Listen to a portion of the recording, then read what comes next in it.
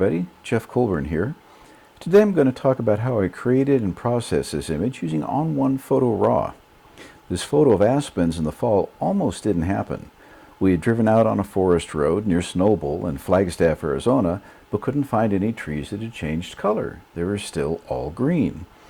So we parked and started walking around in the forest, still couldn't find any color. My wife, Linda Ann, had an idea to climb up a hill that we were next to and see if we could find any color up there.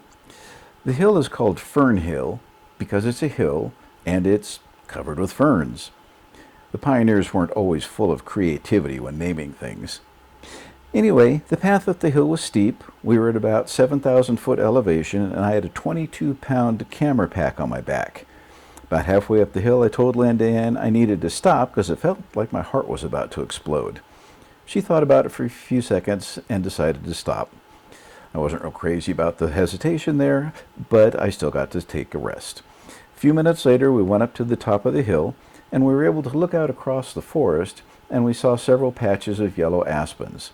So we went down the hill and headed into the forest towards the first patch, which is where this photograph was taken.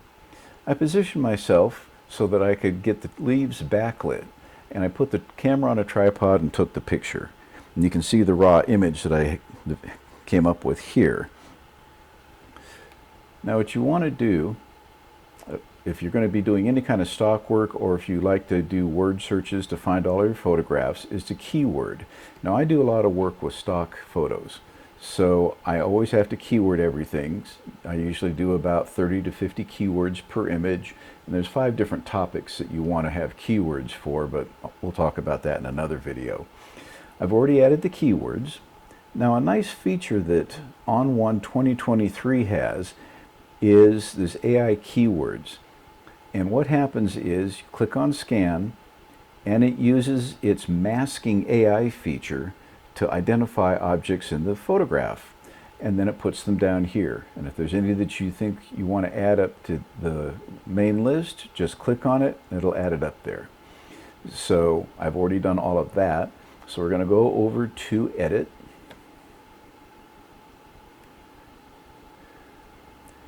And I wanted to bring out the colors of the leaves because they're not real dense. So I wanted to make sure the leaves had a real bright color to them.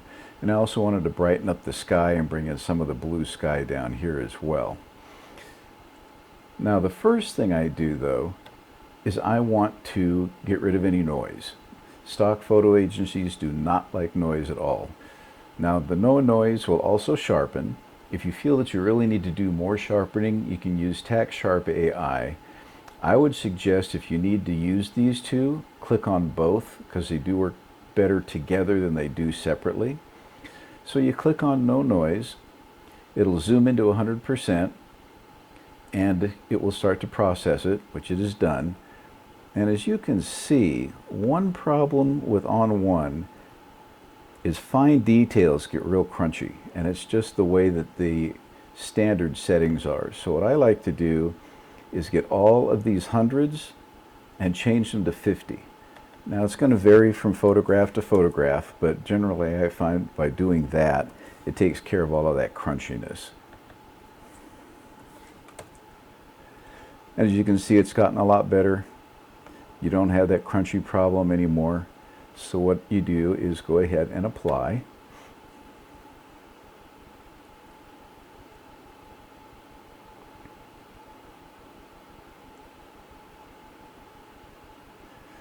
Click on the image to get it back to full size.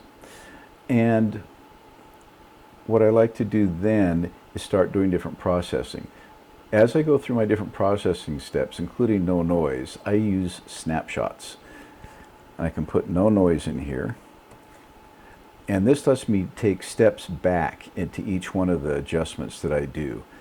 And it's also really nice if you choose several different looks, or if you want to try color in black and white, you can go back and forth on these and get a good idea of what each one looks like and go with the one or ones that you like the most. Now they also have a history panel here, which will also keep track of everything that you're doing, but I don't like the naming that it uses. I much prefer to have the snapshots. I can name it and I know exactly what each step is.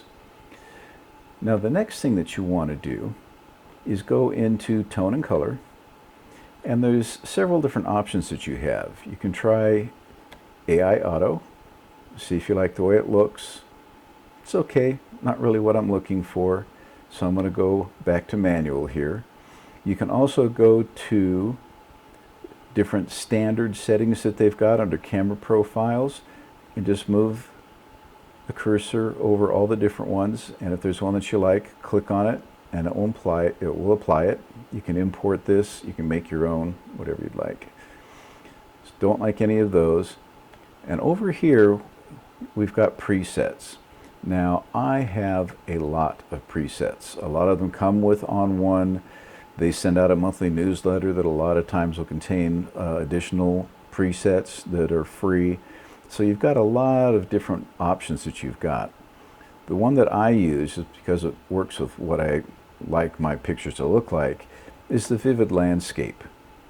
Now it'll create all these different versions. If you want to get a better idea of what it's going to, each of these looks like, you can click on that, those 4 squares, see what each one looks like. Another option that you've got is to just move your cursor over each one of these pictures, and it will apply it to the picture, and so you can see which one you want. Now I'm going to go with this one because I like what it's doing with the leaves and the sky, but I figure that all of these different options are starting points. So I'm going to go to tone and color. I'm going to increase a little bit of the exposure. Actually, yeah, just increase it just a tiny bit. I'll increase the contrast because that'll help with the sky and the leaves. Drop the highlights down. That brings the blue in over here. A little bit with the shadows. I don't want to lose all the white in these barks of the trees over here. Drop the whites down a little bit. I don't think the blacks will do much here. A lot of times it'll add a type of contrast to images. Didn't do much with this one though. And I want to increase the saturation to really bring out the sky and the gold colors, and the vibrance just a little bit. Back it off a little bit. And so now I've got all the colors that I like here, and everything's looking good. I'm real happy with the yellows. I'm real happy with the sky. So I'm going to go ahead and keep this. And what I'm going to do is go into Snapshot and say Adjustment. So we've got that done. So now you've got the noise removed from the image. You've adjusted it the way you want. Then you can resize it. You can print it out. You can share it on different social networks, or you can export it. And what I do at this point is I will export so that I can use it for stock over here. Wirestock is one of the agencies that I use, so I have some settings set up for that. And you can go through each one of the settings. They come with some settings, but I've created all of these myself for different needs. You can go through and decide how you want everything displayed. And I've also kept the metadata for the keywords and the description, because that'll both come in handy with the stock images. Also keep the copyright in there. And then you just click on Export, and it will export it. It will show you that it's been exported when it's done, and you're all set. So thank you very much for watching this video. Please like my YouTube channel if you want to see more videos like this, and leave any questions or comments below, and I'll get back to you on those.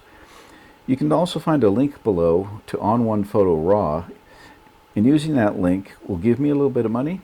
Doesn't cost you anything, and it helps me make these videos.